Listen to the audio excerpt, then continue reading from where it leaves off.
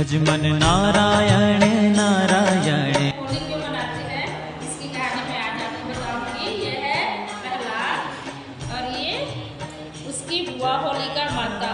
इनको ब्रह्मा जी से वरदान मिला था कि मैं कभी भी आग में नहीं जलूंगी, लेकिन इनको घमंड था कि मैं कभी भी नहीं जलती, इसलिए प्रहलाद को लेकर के वो श्रीमन्नारायण नारायण भजमन नारायण नारायण हरे हरे।